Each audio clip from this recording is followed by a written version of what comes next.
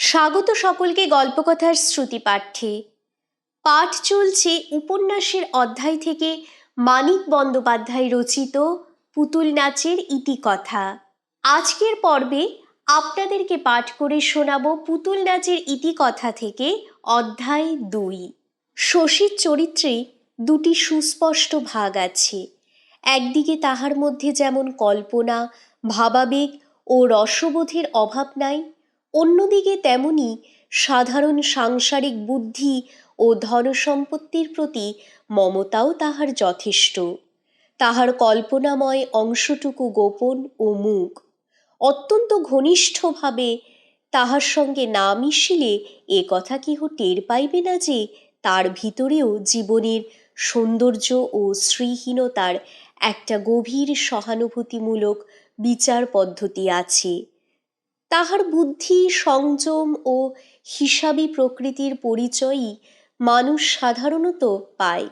সংসারে টিকিবার জন্য দরকারি এই গুণগুলির জন্য শশীকে সকলে ভয় ও খাতির করিয়া চলে। শশীর চরিত্রের এই দিকটা গড়িয়া তুলিয়াছে তাহার বাবা গোপাল দাস।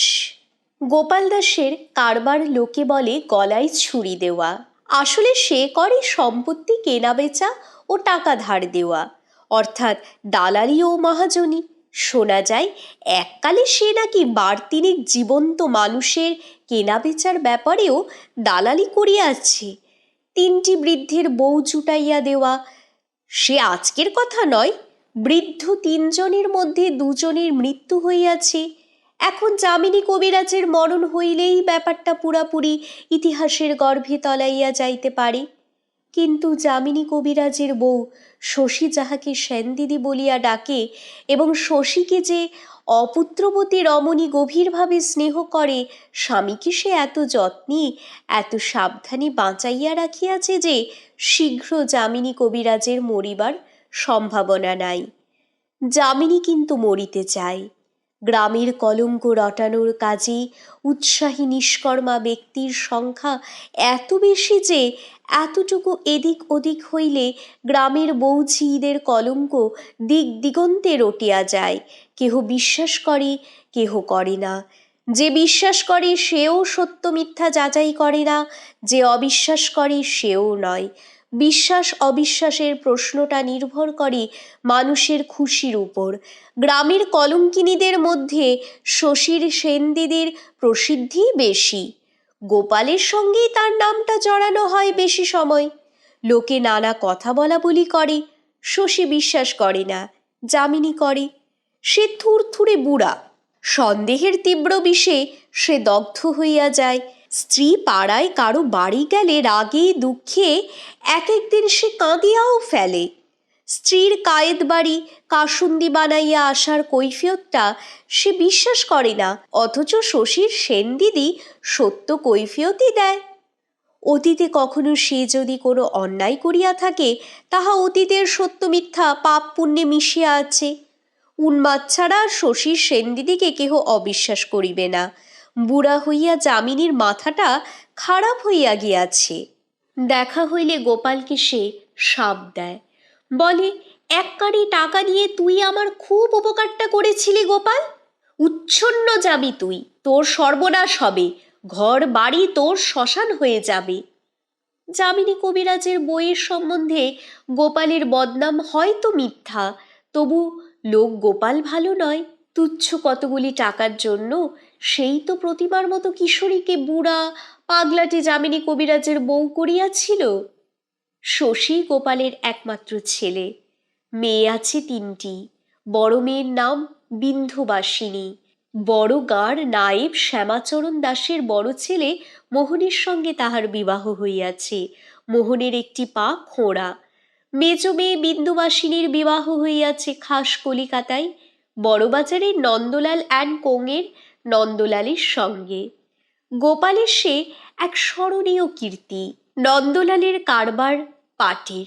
চারদিক হইতে পাট সংগ্রহ করিয়া জমা করিবার সুবিধা হয় এবং চালান দেবার ভালো ব্যবস্থা থাকে।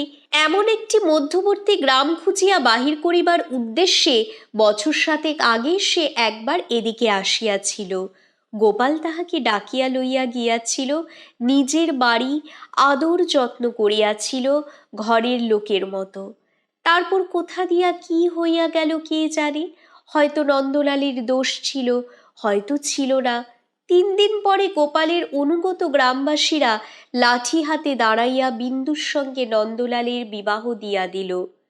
নন্দলালের চাকরটা রাতারাতি বাজিতপুরে পলাইয়াছিল। পরদিন মনিবের উদ্ধারে সে এক্কেবারে পুলিশ লইয়া হাজির। নন্দলাল ইচ্ছা করিলে কিছু কিছু শাস্তি অনেককেই দিতে পারিত। গম্ভীর বিষণ্ণ মুখে পুলিশকে কিন্তু সেই বিদায় করিয়া দিল। তারপর বউ লইয়া সেই যে সে কলিকাতায় গেল, গাওদিয়ার সঙ্গে আর কোনো সম্পর্ক রাখিল না। যাই হোক, নন্দলালের কাছে বিন্দুবাসিনী হয়তো সুখেই আছে। গ্রামের লোক সঠিক খবর রাখে না। 7 বছরের মধ্যে বিন্দু একবার মাত্র 3 দিনের জন্য বাপের বাড়ি আসিয়াছিল। গ্রামের ছেলে বুড়ো তখন ঈর্ষার চোখে চাহিয়া দেখিয়াছিল অলঙ্কারে অলঙ্কারে বিন্দুর দেহে তিল ধারণের স্থান নাই। এক্কেবারে যেন বাইজি। তবু হয়তো বিন্দু সুখে নাই। নন্দর তো বয়স হইয়াছে, আরেকটা স্ত্রী তো তাহার আছে, চরিত্রও সম্ভবত তাহার ভালো নয়। গাওদিয়াবাসী যাহাদের বিবাহিতা কন্যাগুলি সারি সারি দাঁড়াইয়া চোখের জলে ভাসে, তারা ভাবে হয়তো বিন্দু সুখে নাই। ভাবিয়া তাহারা তৃপ্তি পায়। কেহ মুখ ফুটিয়া মনের কথা বলিয়াও ফেলে। গোপাল শুনিতে পাইলে অস্ফুট সুরে বলে, লক্ষ্মী ছাড়ার দল। এমনই বাপের শাসনে শশী মানুষ হইয়াছিল। কলিকাতায় মেডিকেল কলেজে পড়িতে যাওয়ার সময় তাহার হৃদয় ছিল সংকীর্ণ, চিন্তাশক্তি ছিল ভোঁতা, রসবোধ ছিল স্থূল। গ্রাম্য গৃহস্থের সকেন্দ্রীয় সংকীর্ণ জীবনযাপনের মোটামুটি একটা ছবিই ছিল ভবিষ্যৎ জীবনের সম্বন্ধে তাহার কল্পনার সীমা। কলিকাতায় থাকিবার সময় তাহার অনুভূতির জগতে মার্জনা আনিয়া দেয় বই এবং বন্ধু। বন্ধুটির নাম কুমুদ। বাড়ি বরিশালে, লম্বা কালো চেহারা, বেপরোয়া খ্যাপাটে স্বভাব। মাঝে মাঝে কবিতাও কুমুদ লিখিত। কলেজে সে প্রায়ই যাইত না। হোস্টেলে নিজের ঘরে বিছানায় চিত হইয়া শুইয়া যত রাজ্যের ইংরেজি বাংলা নোভেল পড়িত। কথকতার মতো হৃদয়গ্রাহী করিয়া ধর্ম, সমাজ, ঈশ্বর ও নারীর 16-17 বছরের বালিকাদের বিরুদ্ধে যা মনে আসিত বলিয়া যাইত। আর টাকা ধার করিত শশীর কাছে। শশী প্রথমে মেয়েদের মতোই কুমুদের প্রেমে পড়িয়া গিয়াছিল। ওকে টাকা ধার দিতে পারিলে সে যেন বর্তিয়া যাইত। কুমুদ প্রথমে তাহাকে বিশেষ আমল দিত না, কিন্তু অনেক দুঃখ, অপমান ও অভিমান চুপচাপ সহ্য করিয়া শশী তাহার অন্তরঙ্গতা অর্জন করিয়াছিল। সেটা তাহার অনুকরণ করার বয়স। এই একটি মাত্র বন্ধুর প্রভাবে শশী এক্কেবারে বদলাইয়া গেল। যে দুর্গের মধ্যে গোপাল তাহার মনকে পুড়িয়া সিল করিয়া দিয়াছিল, কুমুদ তাহা এক্কেবারে ভাঙিয়া ফেলিতে পারিল না বটে, কিন্তু অনেকগুলি জানালা দরজা কাটিয়া দিয়া বাহিরের আলো বাতাস আনিয়া দিল। অন্ধকারের অন্তরাল হইতে মনকে তাহার বাহিরের উদারতায় বেড়াইতে যাইতে শিখাইয়া দিল। প্রথমটা শশী একটু উদ্ভ্রান্ত হইয়া গেল।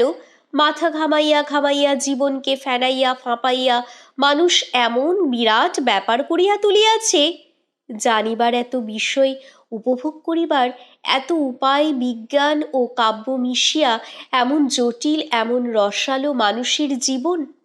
তারপর গ্রামে ডাক্তারি করিতে বসিয়া প্রথমে সে যেন হাঁপাইয়া উঠিল। জীবনটা কলিকাতায় যেন বন্ধুর বিবাহের বাজনার মতো বাজিতেছিল। সহসা স্তব্ধ হইয়া গিয়াছে। এইসব অশিক্ষিত নরনারী, ডোবা পুকুর, বন জঙ্গল, মাঠ, বাকি জীবনটা তাহাকে এইখানেই কাটাইতেই হইবে নাকি? ও ভগবান, একটা লাইব্রেরি পর্যন্ত যে এখানে নাই! ক্রমে ক্রমে শশীর মন শান্ত হইয়াছে। সে তো গ্রামেরই সন্তান। গ্রাম্য নরনারীর মধ্যে গ্রামের মাটি মাখিয়া, গ্রামের জলবায়ু শুষিয়া সে বড় হইয়াছে। হৃদয় ও মনের গড়ন আসলে তাহার গ্রাম্য। শহর তাহার মনে যে ছাপ দিয়াছিল তাহা মুছিবার নয়, কিন্তু সে শুধু ছাপ, দাগা নয়। শহরের অভ্যাস যতটা পারি বজায় রাখিয়া বাকিটা সে বিসর্জন করিতে পারিল। কুমুদ ও বইয়ের কল্যাণে পাওয়া বহু বৃহত্তর আশা আকাঙ্ক্ষাও ক্রমে ক্রমে সে চিন্তা ও কল্পনাতে পর্যবসিত করিয়া ফেলিতে পারিল। এই সুদূর পল্লীতে হয়তো সে বসন্ত কখনো আসিবে না, যাহার কোকিল, পিয়ানো সুবাস, এসেন্স, দক্ষিণা ফ্যানির বাতাস। তবু শশীর মনকে কে বাঁধিয়া রাখিবে? দীর্ঘ জীবন পড়িয়া আছে বিপুলা পৃথিবী। আজ শশী কামিনী ঝোপের পাশে ক্যাম্প চেয়ারে বসিয়া বাঁশঝাড়ের পাতা কাঁপানো, ডোবার গন্ধ ভরা ঝিরঝিরে বাতাসে উন্মনা হোক। কোলের উপর ফেলিয়া রাখা বইখানার দুটি মলাটির মধ্যে কাম্য জীবনটি তাহার আবদ্ধ থাক। একদিন কেয়ারি করা ফুলবাগানের মাঝখানে বসানো লাল টাইলে ছাওয়া বাংলোয় শশী খাঁচার মধ্যে কেনারি পাখির নাচ দেখিবে। দামি ব্লাউজে ঢাকা বুকখানা শশীর বুকের কাছে স্পন্দিত হইবে। আলো, গান, হাসি, আনন্দ, আভিজাত্য কিসের অভাব তখন থাকিবে শশীর? কায়েতপাড়ার পথটি 3 ভাগ অতিক্রম করিয়া গেলে শশীর বাড়ি।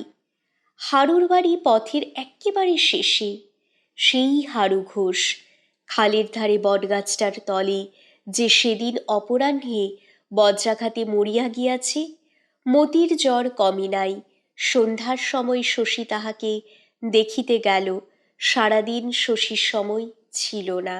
সন্ধ্যার সময় হারুর বাড়িতে প্রদীপ জ্বলে নাই। হারুর বউ মোক্ষদা হারুর ছেলে পরাণের বউ কুসুমের উপর ভারী খাপ্পা হইয়া উঠিয়াছিল। ব্যাপারটা বুঝিয়া দেখো। গৃহস্থ বাড়ি, সন্ধ্যা আসিয়াছে, বাড়িতে একটা বউ আছে, অথচ সন্ধ্যাদীপ জ্বলে নাই।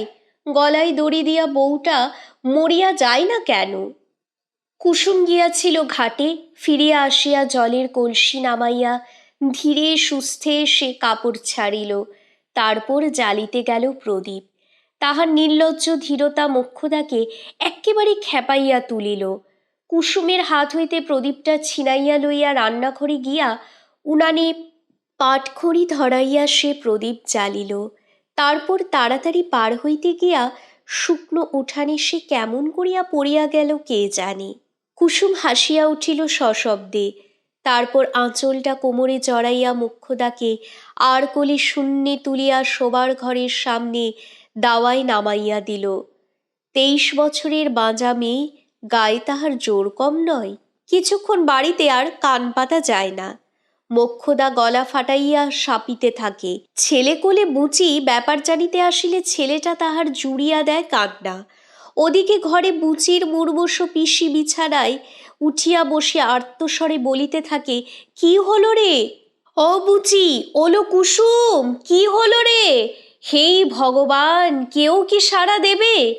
বড় ঘরের অন্ধকারে মতি শুইয়াছিল। সেও তাহার ক্ষীণ কণ্ঠ যতটা পারে উঁচুতে তুলিয়া ব্যাপার জানিতে চায়। অবিচলিত থাকে শুধু কুসুম। দাওয়ার নিচে খানিকক্ষণ চুপচাপ দাঁড়াইয়া সে মোক্ষদার গাল শোনে। তারপর রান্নাঘর হইতে একটা জ্বলন্ত কাঠ আনিয়া ঢুকিতে যায় শোবার ঘরে। আঘাতের বেদনা ভুলিয়া মোক্ষদা হাউমাউ করিয়া ওঠে। ও কি লো বউ, ও কি ঘরে দৌড়ে আগুন দিবি নাকি? আগুন দেব কেন মা? পিলসুচের দীপটা জ্বালবো। উনুনের কাঠ এনে দীপ জ্বালবি? দেখ বুচি দেখ, মেলেচ্ছ হারামজাদি ঘরের মধ্যে চিতা জেলে দিতে চলল, চেয়ে দেখ। কুসুম চোখ পাকাইয়া বলে, গাল দিও না বলছি, অত করে দিও না। আম পাতা দেখছো না হাতে? কাঠ থেকে যদি দীপ জ্বালবো, পাতা নিয়ে যাচ্ছি কি চিবিয়ে খাবো বলে নাকি? মোক্ষদা গলা নামাইয়া বলে, গাল তোমায় আমি দিইনি বাছা, দিয়েছি বুচিকে। কুসুমকে এ বাড়ির সকলে ভয় করে।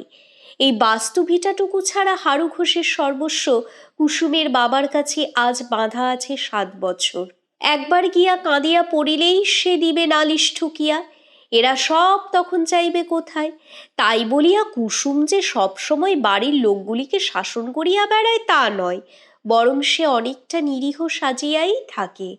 বকাবকি করিলে সবসময় কানেও তোলে না, নিজের মনে ঘরের কাজ করিয়া যায়।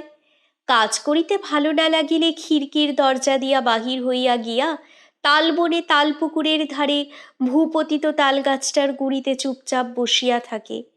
ওনানে ডাল ভাত একটা কিছু চাপাইয়া হয়তো যায়, বাড়ির লোকে তাহার অনুপস্থিতি টের পায় পোড়া গন্ধে। মেজাজের কেহ তার হদিশ পায় না। কতখানি সে সহ্য করিবে, কখন রাগিয়া উঠিবে, আজ পর্যন্ত তাহা ঠিক মতো বুঝিতে না পারিয়া সকলে একটু বিপদগ্রস্ত হইয়া থাকে। পাড়ার লোক বলে, বউ তোমাদের যেন একটু পাগলাটে, না গো পরাণের মা? মোক্ষদা বলে, একটু কেন মা, বেশ পাগল, পাগলের বংশ যে। ওর বাপ ছিল না পাগলা হয়ে 2 বছর, শেকল দিয়ে বেঁধে রাখত।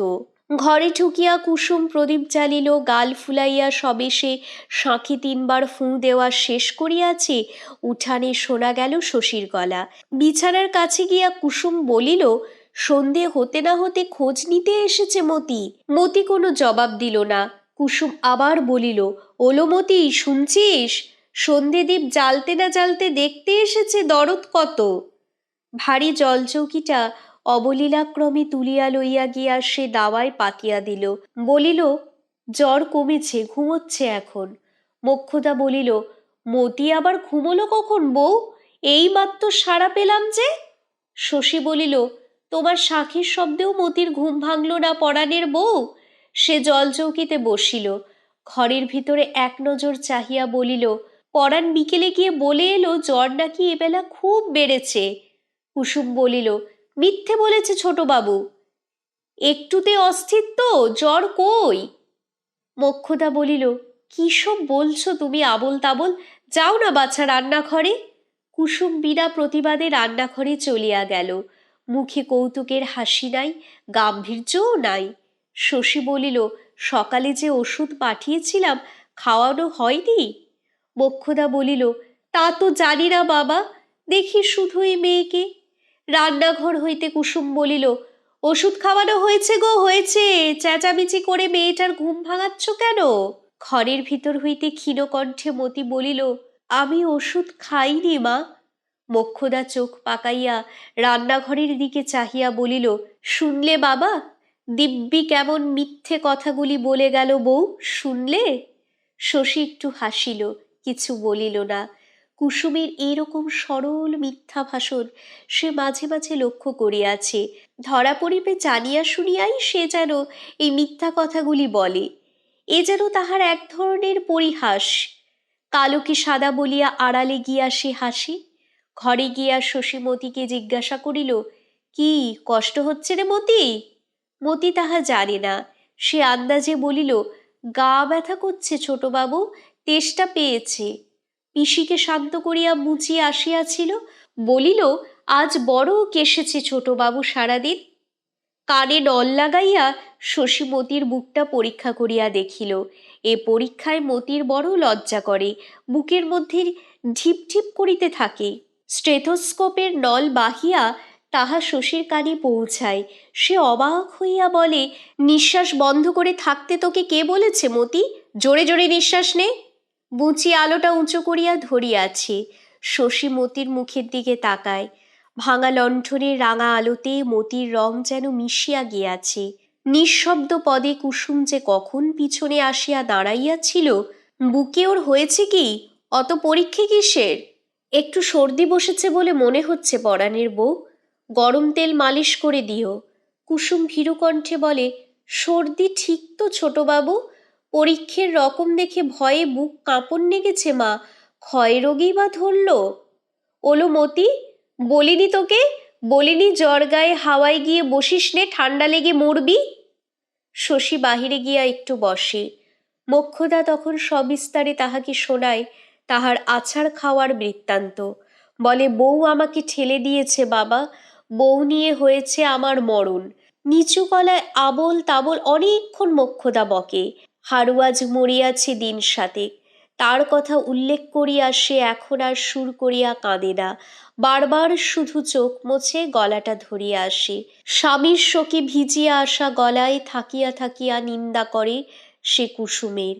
শুনিয়া মনে হয় সবই বুঝি সত্য বলিতেছে। বুঝি চুপ করিয়া শোনে, কথাটি বলে না, না দেয় সায়, না করে প্রতিবাদ। আর রান্নাঘরে শশীকে শোনাইয়া কুসুম করে যাত্রার দলের গান, টানা গুনগুনানো সুরে, অস্পষ্ট ভীরু গলায়। সত্য সত্যই পাগল নাকি কুসুম? তারপর রান্নাঘর হইতে বাহির হইয়া কুসুম কোথায় যায় কে বলিবে। শশী খানিক পরে বিদায় নেয়। হারুর বাড়ি কায়েতপাড়ার পথটার ঠিক উপরে নয়, দুপাশে বেগুন ক্ষেতের মাঝখান দিয়া হাত তিনেক চওড়া খানিকটা পথ পার হইয়া রাস্তায় পড়িতে হয়। শশী তাড়াতাড়ি এই পথটুকু পার হইয়া যাইতেছিল। ডাইনে বেগুন ক্ষেতের বেড়ার ওপাশ হইতে কুসুম বলিল, ছোটবাবু শুনুন। শশী অবাক হইয়া বলিল, তুমি ওখানে কি করছো বউ? সাপে কামড়াবে যে। কুসুম বলিল, সাপে আমাকে কামড়াবে না ছোটবাবু, আমার অদ্দেষ্টে মরণ নেই। শশী হাসিয়া বলিল, কি আবার হলো তোমার? পরাণের বউ বলে যে ডাকলেন আজ? পরাণের বউ বললে আমার গোসা হয় ছোটবাবু। পিসি বলতো বুচির ছোট পিসি, ও বছর যে সঙ্গে গেল, এমনি গাল তাকে একদিন দিলাম। আমাকেও না হয় দাও দুটো গাল। তাই বললাম। হ্যাঁ ছোটবাবু, তাই বললাম। পূজ্য মানুষ আপনি, আপনাকে পুজো করে আমাদের পুণ্যি হয়। গড়গড় করিয়া মুখস্থ বুলির মতো এক রাস তোষামদের কথা কুসুম বলিয়া যায়। শুনিতে মন্দ লাগে না শশীর। কত বছর আজ সে কুসুমের এমনই পাগলামি দেখিতেছে। ওর এইসব খাপছাড়া কথায় ব্যবহারে একটি যেন মিষ্টি ছন্দ আছে। বাড়ি যাও বউ, ভাত পোড়া লাগবে। কাল আসবেন ছোটবাবু মতিকে দেখতে? আসবো। কেমন থাকে সকালে একবার খবর পাঠিও। হ্যাঁ, রোজ একবার এলেই হয়। জ্বরে ভুগছে মেয়েটা, দেখে তো যাওয়া উচিত। কদিন আসেননি বলে বাড়ির সবাই কত কথা বললে ছোটবাবু। বললে শশী আমাদের মস্ত ডাক্তার হয়েছে, না ডাকলে আর আশা হয় না। মতি কি বললে জানেন? ছোটবাবুর অহংকার হয়েছে। শশী আগাইয়া যায়, বলে, আমার কাজ আছে বউ, কাল এসে তোমার মিছে কথা শুনবো। মিছে কথা নয়, সত্যি মিছে নয় ছোটবাবু। শশী চলিয়া গেলে অন্ধকারে বেগুন খেতে দাঁড়াইয়া কুসুম একটু হাসিল। সামনে গাছের মাথার কাছে একটু আলো হইয়াছে। কুসুম জানি ওখানে চাঁদ উঠিবে। চাঁদ উঠিলে চাঁদ উঠিবার আভাস দেখিলে কুসুম যেন শুনিতে পায়। ভিনদেশি পুরুষ দেখি চাঁদের মতন, লাজ রক্ত হইলা কন্যা, পরথম যৌবন। কে সে কিশোরী? ভিনদেশি পুরুষ দেখিয়া যার লজ্জাতুর প্রেম জাগিত, সে কুসুম নয়? হে ভগবান, সে কুসুম নয়। অন্ধকারে ঠাহর করিয়া দেখিয়া বাসুদেব বন্দ্যোপাধ্যায় বলে, শশী না? ও বাবা শশী, তোমায় খুঁজে বেড়াচ্ছি যে। ভূত যেন কেমন করছে শশী, ওর মা কাঁদা কাটা লাগিয়েছেন, তুমি এসে একটিবার দেখে যাও। শশী বলে, চলুন। চলিতে আরম্ভ করিয়া বলে, বাবা বলছিলেন কতবার তো বাড়ুজ্জে বাড়ি গেলি শশী, পয়সা করে দিয়েছে কিছু? দুটো একটা কলের টাকা না দিলে তো বিপদে পড়ি কাকা। কত মিথ্যে বলবো বাবার কাছে? পয়সা কড়ির ব্যাপার জানেন তো বাবার, একটি পয়সা এদিকে ওদিকে হবার জো নেই। বাসুদেব লজ্জা পাইয়া বলেন, শশীর টাকা কালই পৌঁছিয়া দিয়া আসিবেন শশীর বাড়িতে, নিজে যাইবেন। শশী ভাবে আজ নয় কেন, মুখে সে কিছু বলে না। বাসুদেবের বাড়ি কম দূর নয়। শ্রীনাথের দোকান ছাড়াইয়া রজনী সরকারের পাকা দালানির পাশ দিয়া বামুনপাড়া পর্যন্ত গড়ানো সাপির মতো আঁকা বাঁকা পথের মাঝখান হইতে দক্ষিণ দিকে ঝোপঝাড়ের ভিতর দিয়া পায়ে চলা যে সংকীর্ণ রাস্তাটুকু পোয়াটেক গিয়া মাঠের মধ্যে হারাইয়া গিয়াছে, তার শেষাশেষি কদিন বৃষ্টি হয় নাই। এবছরের মতো বর্ষা বোধ হয় শেষ হইয়াছে। পথের কাদা কিন্তু শোকায় নাই। জুতা হাতে করিয়া বাসুদেবের বাড়ি পৌঁছিয়া শশী পা ধুইল। বাসুদেবের ছোট ছেলে ভূতর বয়স বছর 10। 7-8 দিন আগে গাছের মগডাল হইতে পড়িয়া গিয়া হাত পা দুই ভাঙিয়াছিল। তারপর জ্বরে বিকারে অজ্ঞান হইয়া জীবন মৃত্যুর সন্ধিস্থলে আসিয়া পড়িয়াছে। শশী তাহাকে সদর হাসপাতালে পাঠাইতে বলিয়াছিল, এরা রাজি হয় নাই। হাসপাতালের নামে ভূতোর মা ডুকরাইয়া কাঁদিয়া উঠিয়াছিল, ছেলেকে চৌকাটের বাহিরে নিলে সে বিষ খাইয়া মরিবে। তারপর শশী প্রাণপণে ভূতোর চিকিৎসা করিতেছে। দিনে 2-3 বার আসে। ভূতোর শিওরে তার মা লক্ষ্মীমণি মৃদুস্বরে কাঁদিতেছিলেন। বড় 2টি ছেলে, 2টি বিবাহিতা মেয়ে, 3টি বউ ঘরের মধ্যে ভিড় করিয়া দাঁড়াইয়াছিল। বড় বউটি বিধবা, ঘোমটা দিয়া ভূতকে সে বাতাস করিতেছিল। মায়ের পরে এ বাড়িতে দুরন্ত ছেলেটাকে সেই হয়তো ভালোবাসে সকলের চেয়ে বেশি। 2 চোখ দিয়া তাহার দরদর করিয়া জল পড়িতেছে। ভূতর অবস্থা দেখিয়া শশীর মুখ ম্লান হইয়া গেল। ছেলেটা বাঁচিবে না এ সন্দেহ তাহার ছিল, তবু দুপুরবেলা ওকে দেখিয়া গিয়া একটু আশা তাহার হইয়াছিল বইকি। একবেলায় অবস্থাটা যে এরকম দাঁড়াইবে সে তাহা ভাবিতেও পারে নাই। ছেলেটার সর্বাঙ্গে সে জড়াইয়া জড়াইয়া ব্যান্ডেজ বাঁধিয়াছিল, নড়িবার উপায় তাহার নাই। এখন থাকিয়া থাকিয়া মুখটা শুধু বিকৃত করিতেছে। শশীর গলা এমনই মৃদু, এখন আরও মৃদু শোনাইল। একটু আগুন চাই সেঁক দেবার, গরম কাপড় যদি 1 টুকরো থাকে। বিধবা বউটি মালসায় আগুন আনিল। একটা আলোয়ান ভাঁজ করিয়া শশীর নির্দেশ মতো ভূতোর বুকে সেঁক দিতে লাগিল। শশী তাহাকে একটা ইঞ্জেকশন দিয়া একটু অপেক্ষা করিল।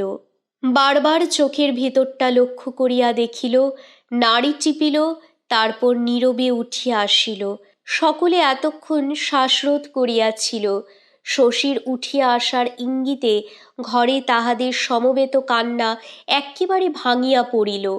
বিধবা বউটি পাগলের মতো ছুটিয়া আসিয়া শশীর পথ রোধ করিয়া বলিল, না, তুমি যেতে পাবে না শশী, আমার ভূতকে বাঁচিয়ে যাও, যাও আমার ভূতকে বাঁচিয়ে। ও যে আমার জন্যে জাম আনতে গাছে উঠেছিল শশী। শশী কি বলিবে, সে গম্ভীর হইয়া থাকে। তারপর পথ পাইলে বাহির হইয়া যায়। জুতা হাতে করিয়া সে নামাইয়া যায় পথে। পায়ে চলা পথটির শেষেও সে কান্নার শব্দ শুনিতে পায়। শ্রীনাথ দাসের মুদি দোকানের সামনে বাঁশের বাতার তৈরি বেঞ্চিতে বসিয়া কয়েকজন জটলা করিতেছিল। বোধহয় গল্পে মশগুল থাকায় বাসুদেবের সঙ্গে যাওয়ার সময় শশীকে তাহারা দেখিতে পায় নাই। এবার শ্রীনাথ দেখিতে পাইয়া ডাকিয়া বলিল, একটু বসে যান ছোটবাবু। টুলটা ছাড় দেখি, নিয়োগী মশাই, ছোটবাবুকে বসতে দাও। পঞ্চানন চক্রবর্তী জিজ্ঞাসা করিল, কোথা গিয়েছিলে শশী? শশী বলিল, বাসুদেব বাড়ুজ্যের বাড়ি, ভূতু এইমাত্র মারা গেল। বটে, বাঁচল না বুঝি ছেলেটা? তবে তোমাকে বলি শোনো শশী, ভূতু যেদিন পড়ল আছাড় খেয়ে, দিনটা ছিল বৃহস্পতিবার। খবর পেয়ে মনে কেমন খটকা বাঁধল। বাড়ি গিয়ে দেখলাম পাঁজি। যা ভেবেছিলাম। ছেলেটাও পড়েছে, বারবেলাও হয়েছে খতম। লোকে বলে বারবেলা, বারবেলা কি সবটাই সর্বনেশে বাপু? বিপদ যত ওই খতম হবার বেলা। বারবেলা যখন ছাড়ছে, পায়ে কাঁটাটি ফুটলে দুনিয়ে উঠে অক্কা পাইয়ে দেবে। নবীন জেলের বড় ছেলেটাকে সেবার কুমিরে নিলে, সেদিনও বৃহস্পতিবার, সেবারও ছেলেটা খালে নামলো, বারবেলাও অমনি ছেড়ে গেল। গাউদিয়ার খালে নইলে কুমির আসে? খালের কুমির শুধু নয়, ভূতুর কথায় ভূতের কথাও আসিয়া পড়িল। তারপর বাজারের সন্ন্যাসী, বাজার দর, একাল সেকালের পার্থক্য, নারী হরণ, পূর্ণ তালুকদারের মেয়ের কলঙ্ক, বিদেশবাসী গাঁয়ের বড় চাকুরে সুজন দাস, এইসব আলোচনা। শশী কি এত উঁচুতে উঠিয়া গিয়াছে যে এইসব গ্রাম্য প্রসঙ্গে তাহার মন বসিল না। শান্ত অবহেলার সঙ্গে নীরবে শুনিয়া গেল। তা তো নয়, শুধু আধখানা মন দিয়া সে ভাবিতেছিল, এতগুলি মানুষের মনে মনে কি আশ্চর্য মিল।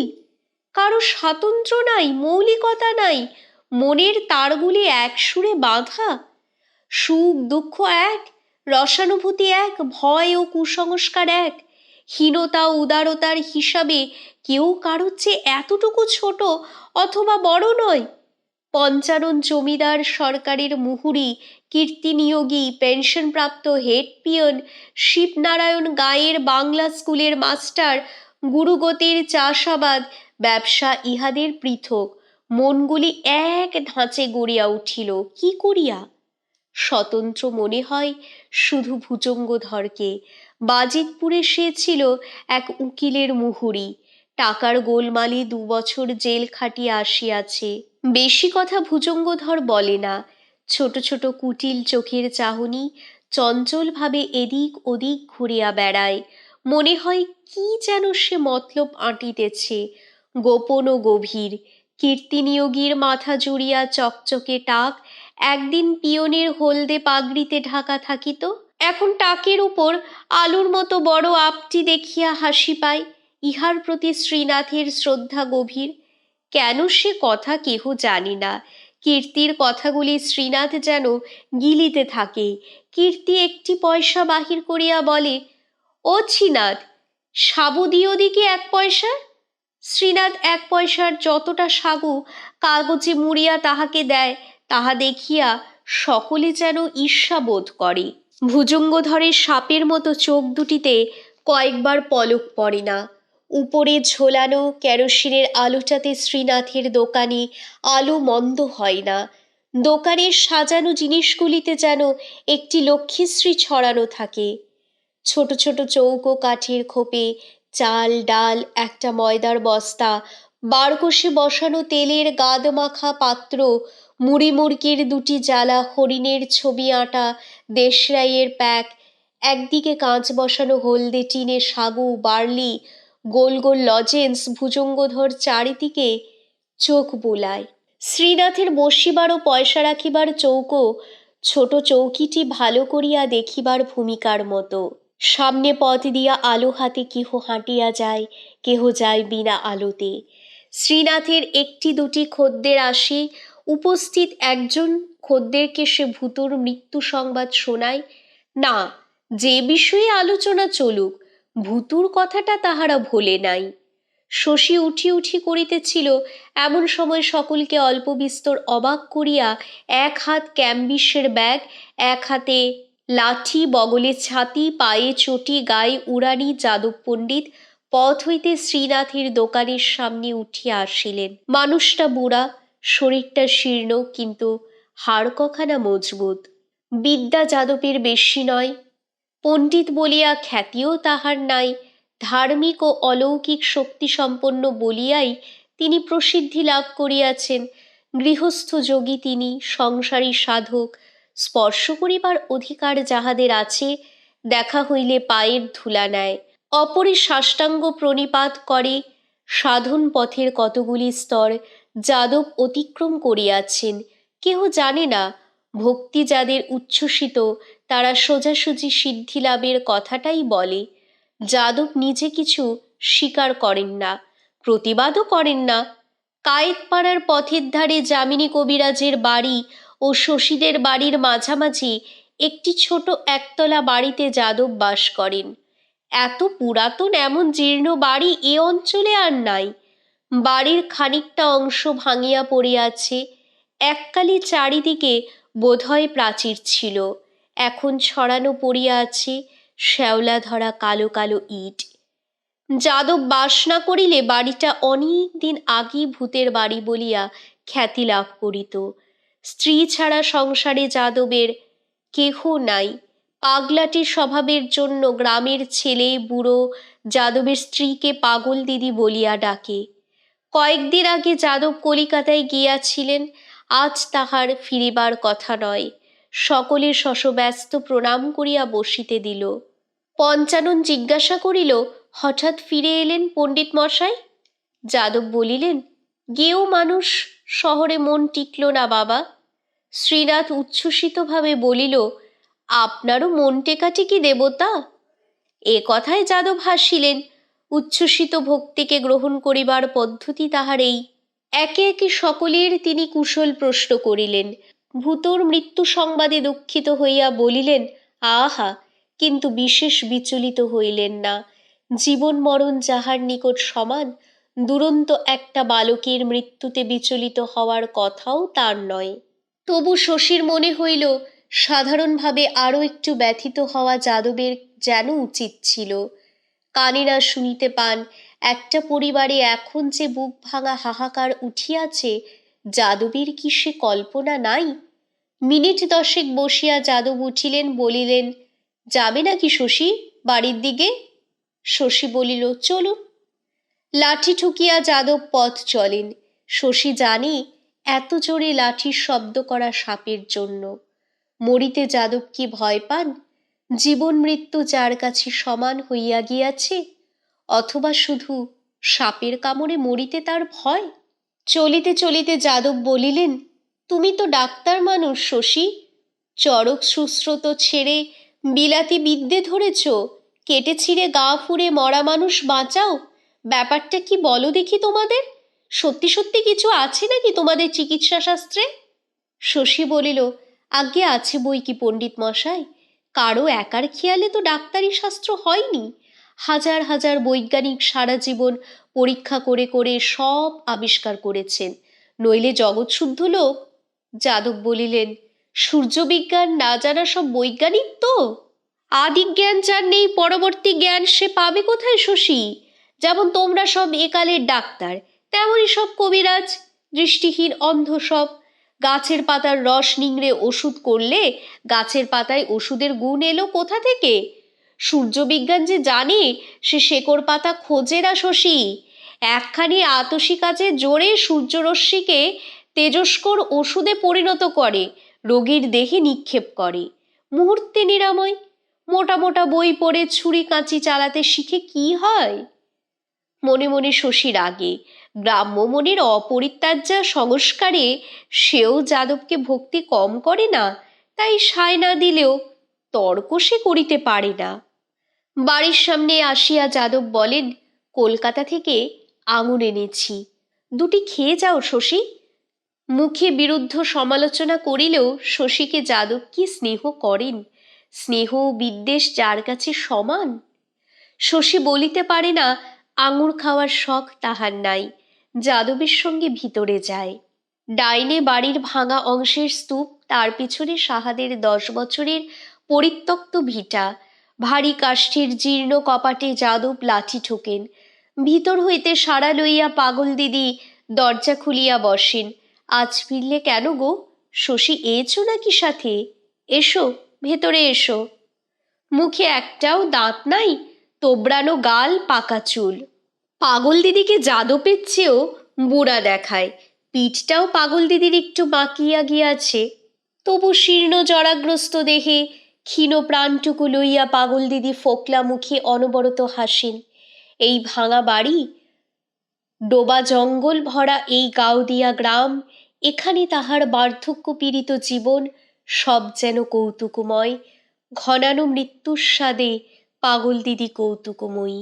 শশী বসিলে চিবুক ধরিয়া বলেন, বড় কর্তা কদিন বাড়ি ছিল না, জানতে না বুঝি ছোট কর্তা?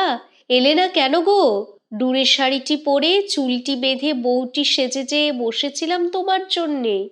আঙুরগুলি যাদব ব্যাগে ভরিয়া আনিয়াছেন। বাহির করিয়া দেখা গেল চাপ লাগিয়া অর্ধেক ফল গলিয়া গিয়াছে। ব্যাগে একটি জামা, দুখানা কাপড়, গামছা এইসব ছিল। আঙুরের রসে সব ভিজিয়া গিয়াছে। যাদব অপ্রতিভ হইয়া হাসেন। পাগল দিদি বলেন, দেখো দাদা বুড়োর বুদ্ধি, ব্যাগে ভরে ফল এনেছেন, কেন গামছাখানা খুলে বেঁধে আনতে পারলে না? পাগল দিদিও হাসেন। মুখের চামড়া কুঞ্চিত হইয়া হাজার রেখার সৃষ্টি হইয়া যায়। আঙুর খাইতে খাইতে শশী পাগলা দিদির মুখখানা নীরবে দেখিতে থাকে।